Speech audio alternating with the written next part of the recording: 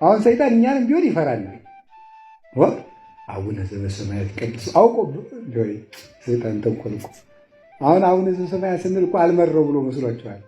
ይመረዋል እኮ አዲያውቅ ነው። አውቆ ምንድነው ማባሸቅኛል ማለት ነው።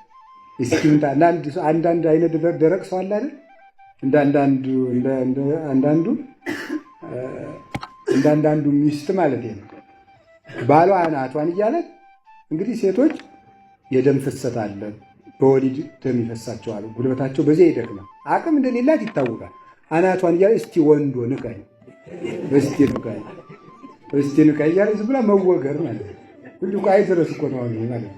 ይሄም ይባላል አይነ ደረቅነት ይባላል። አሁን ሰይጣን አይነ ደረቅ ሆኖ ነው ውዳሴ ማርያም ስንደግም አላማው ብሎ መስሏቸዋል። ያማዋል እኮ ግን አውቆ ምንድነው ከዛ ምንድነው አብሽቆ ነገሩ እንዲተዋት ማትረኝ ብሎ ጥሏት እንዲወጣ ነው። እንደዚህ የምትለው ወተት እንጂ ደም አይወጣኝ ማለት ምትላለ አንድ እዚህ ምትል ጥሏት እንዲወጣ። አሁን ሰይጣን ጸሎቱን እንድንተወው እንዲሰለችን እኔ እንግዲህ እየቆረብኩ ስወድቅ እየጸለይኩ ስወድቅ ማም እያልኩ ስሰናከል እኔ ምን በወጣኝ ነው እንግዲህ ብለን እንድንተወው ነው እንጂ አላማው ብሎ አይምሰላችሁ። ሰይጣንን የማያም ጽድቅ የለም። ማንም ዲያ ጅላንፎ በቃ ጅሉ ቢሆን ዝም ተኝቶ ራሱ ሰይጣን ቅጥል ነው የሚለው። ለሰይጣን የማያም ጸሎት የለም አለ። እዚህ ንገሩ እንኳን ሰው ተናዞ ይቅርና ከነ ኃጢአቱ ከነ ዝሙቱ እንኳን 10 ስግደት ቢሰግድ ሰይጣንን የማያበሽቅ ስግደት የለም።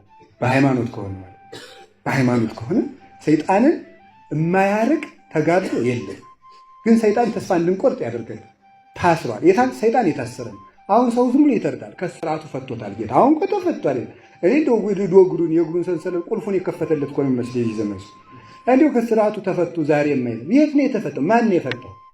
እንዲሁ እኮ አይደረስ እኮ ነው ጌታ። አስሬ ሰጥቻችኋለሁ። የታሰረ ወንበዴ ሰጥቶናል። እያማተብን እንግዲህ እንግዛው። እግዚአብሔር ይህን ኃይል ለሁላችንም ያሳልቀን።